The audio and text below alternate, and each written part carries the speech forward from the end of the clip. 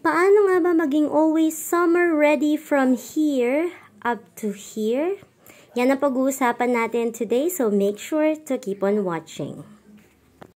Hi there guys! This is me again, Shay, and this is a usapang basic video coming from a series of video dito sa vlog na ito guys. And today, si-share ko sa inyo kung ano ba yung mga basic information, basic tips, or mga basic things na po pwede ninyong gawin or gamitin para masimulan mo na yung low carb journey mo. Bago natin pag-usapan guys, ano ba yung mga basic tips or yung mga basic things na dapat mong gawin or gamitin kay low carb, intindihin muna natin ano ba talaga si low carb.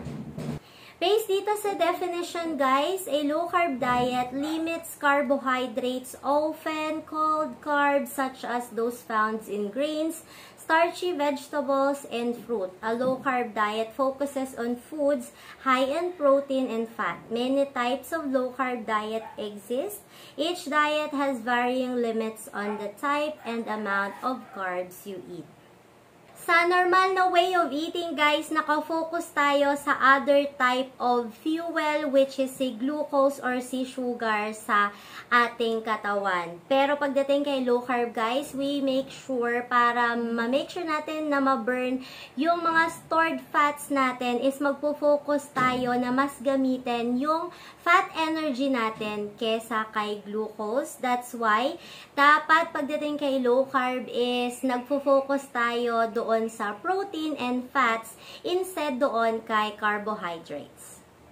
Para magawa mo si low carb guys ng healthy, number 1 is kailangan iiwas tayo sa mga inflammatory food or inflammatory ingredients. Example is yung mga fast food na nabibili natin ng pangmabilisan dyan. Number 2 is iiwas tayo sa iba't ibang klase ng matatamis.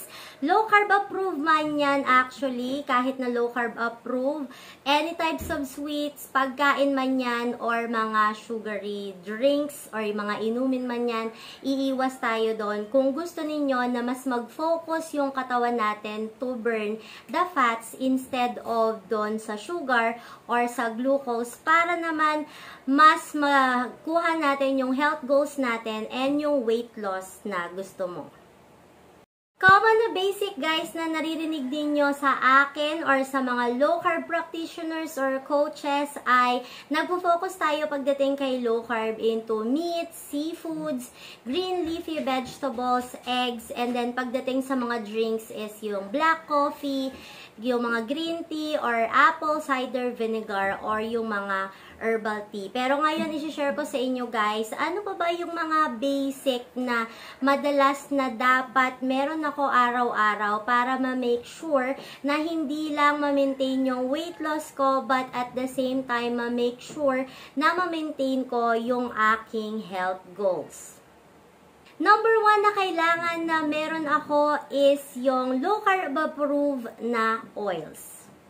Napag-usapan natin kanina guys, kailangan iiwas tayo sa mga inflammatory ingredients and inflammatory food. And pinakaunang-una ninyong kailangan na palitan if you want to lose weight or if you want na mag-lose weight ng healthy at ma-reach ang goals nyo, is kailangan palitan nyo or baguhin ninyo yung mga oils na ginagamit ninyo. Favorite kong low carb approved oil guys ay si coconut oil. So any type of coconut oil is okay naman as long as na pure coconut oil talaga siya.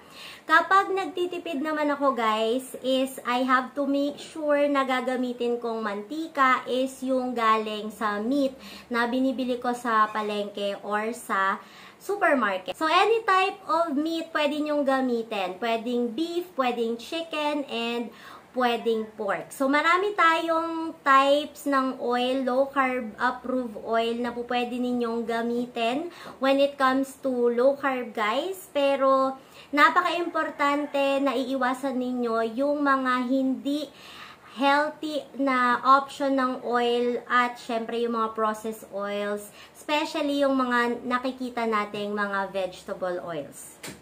Susubukan ko dito i-flash sa screen guys yung mga approved na low carb oils na po pwede ninyong gamitin, but Yes guys, kung wala pa kayong budget para dyan, pwede nyo namang gamitin yung mga oils na coming from the meat na ginagamit ninyo para sa ulam ninyo para mas tipid tips tayo.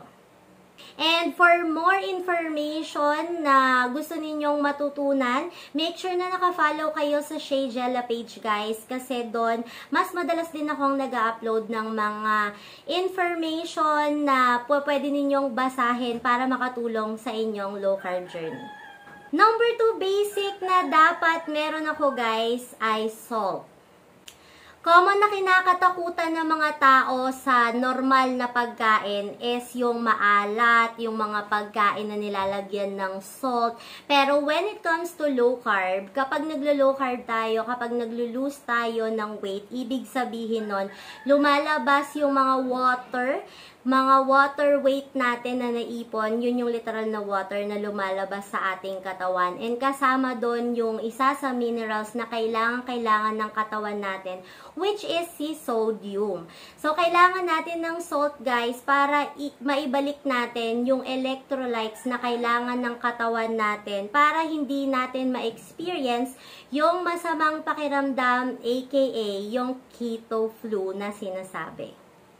Kung nagsisimula ka pa lang kay low carb guys, pwede mong gamitin yung mga rock salt na nabibili sa palengke. Pwede yung iodized salt and yung pinaka-much recommended is yung pink salt natin na si Himalayan salt. So, yung pinapractice natin kay low carb is to make sure eat when you're hungry and stop when you're full on your meal.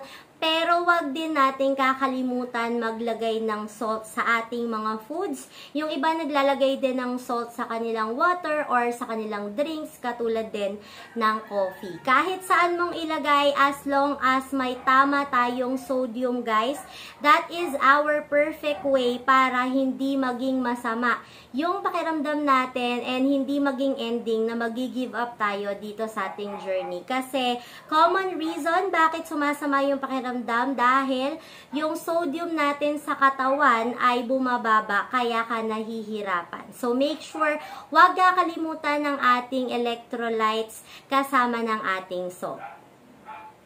Number 3 basic na dapat meron ako is syempre, alam nyo na yan, black coffee. So, marami namang iba't ibang coffee guys na pwede kay low carb. As long as plain talaga siya, walang mga nakahalong mga sugar na hindi recommended sa atin kay low carb. As long as plain lang talaga siya, any brand is okay naman.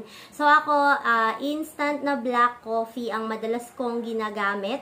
Try ko rin na i-flash dito sa screen guys kung ano yung mga other na types of coffee na po pwede ninyong gamitin, na po pwede ninyong inumin kung gumagawa kayo kay low carb. But guys, if hindi kayo mahilig sa coffee, that is okay. Because ang pinaka-basic ko pagdating sa drinks guys ay seawater.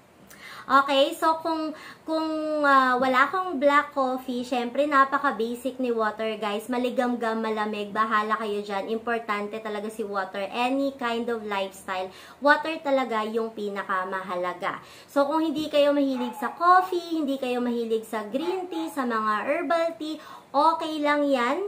As long as na meron kayong water dyan na po pwede ninyong inumin, make sure na nagdi-drink pa rin tayo ng enough water.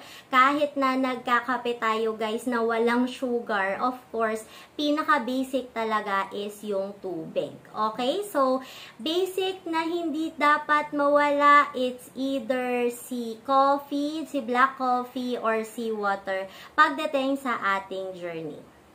Kakatapos lang ng ating recent challenge, hashtag 21 days with SJ guys, and I want to congratulate everyone, mga nag-register man or hindi, na mga sumabay dito sa challenge na ito. I hope na okay pa rin kayo after ng challenge. I hope may mga natutunan kayo sa paggawa ng challenge na to. So, if you want ng mga ganyang klaseng challenge, guys, para mas matulungan kayo and para mas ma-improve yung klase ng lifestyle nyo when it comes to low carb or fasting man yan, make sure i-comment nyo down below para try natin gawin very, very soon. Especially ngayong birth month ko na, guys. April 2024 na pala. Napakabilis naman talaga, no? So, those are the basic tips, guys, na po pwede ninyong gamitin. Summer man yan or hindi.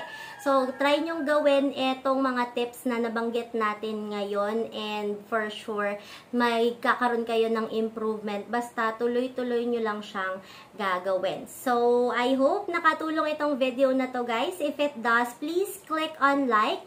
Make sure to leave a comment down below and make sure to subscribe para naman tuloy-tuloy yung mga videos natin and make sure na ma-notify ka pag may mga new videos upload tayo weekly.